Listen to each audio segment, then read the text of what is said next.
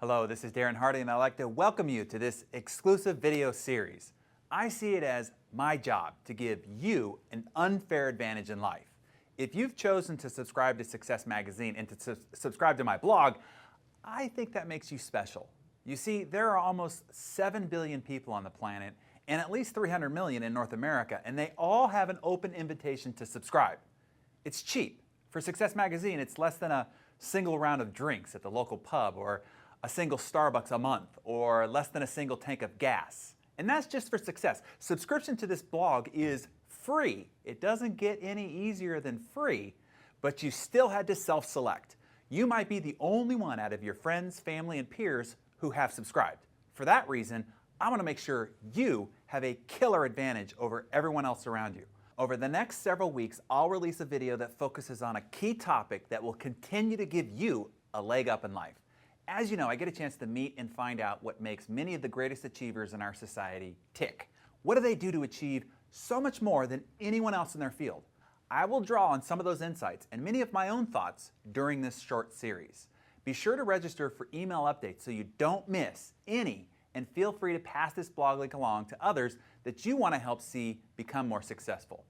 In this first video, I want to talk to you about how to get a sneaky head start on 2011 while no one else is looking. When I was in real estate, I would acquire more new listings and generate more new escrows in the month of January, many times within the first 2 weeks, than 99% of all realtors in my marketplace did all year. How did I do it? Those are the sneaky details that I will give you in this video. I have found most super successful people in the world are anti-conformist. I mean, think about it. Richard Branson, Donald Trump, Oprah Winfrey, Bill Gates, Steve Jobs, all anti-conformist. They have made their fortunes by zigging when everyone else zags. What do most people do during the month of December?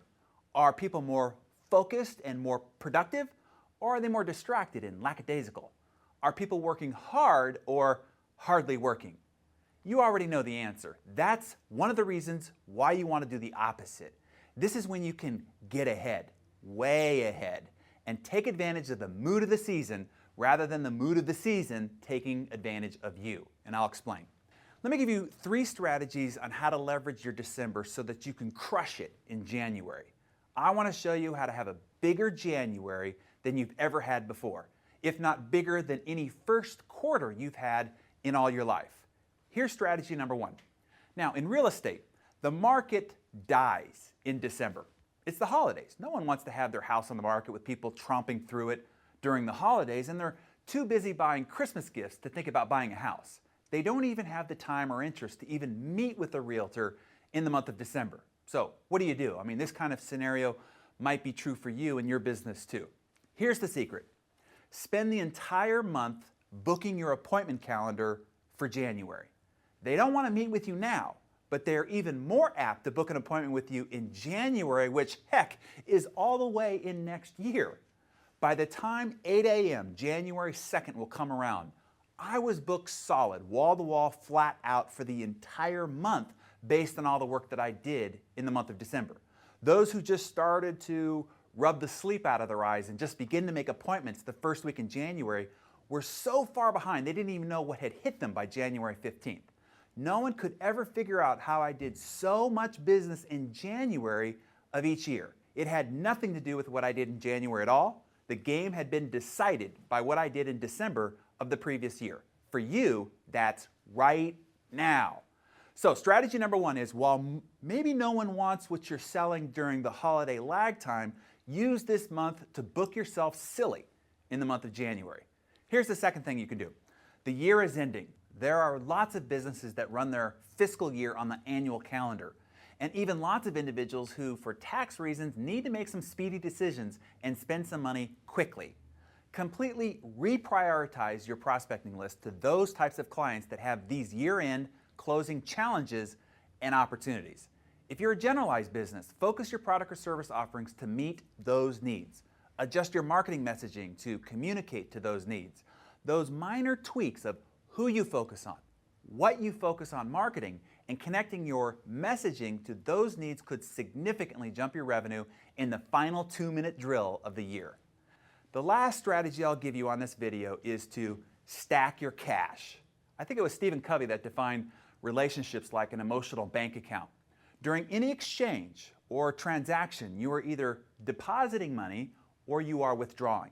What we know for sure is, just like a real bank account, you cannot withdraw any money if there's no money in the account. The month of December is a great time to make large deposits into all of your relationship accounts.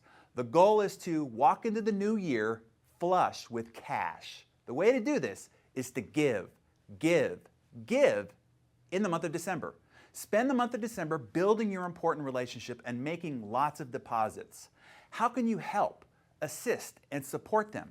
And this is just me, but don't do what everyone else does. Don't bother with mass-printed and mass-mailed holiday cards or mass-distributed tchotchkes, trinkets, or cookies. Spending lots of dollars to deposit pennies, because that's the impact of those statements, into your relationships is a losing financial and emotional proposition. I suggest instead to narrow your relationship list down to a smaller number and invest more deeply, not just financially, but emotionally. Do something to help them out in a significant way, or remember them with gifts and sentiments that are personal and unique to let them know that you know them and care about them. No matter the size of the success of the person, there are always about 1 to 2 dozen relationships that make all their unique success possible. Decide what your 1 to 2 dozen are and spend the month of December stacking the cash in those accounts. The interest or goodwill that it will earn through 2011 will make you wealthy. Okay, I hope that one of these ideas lit a spark in you and that I have made a sizable deposit into our relationship account. If you think anyone else would benefit from this information, or you just want everyone on your team or in your office to hear it, be sure to pass the blog along. Now, join me here again next Tuesday as I reach into my grab bag of idea goodies and share some more. I'll look forward to seeing you then.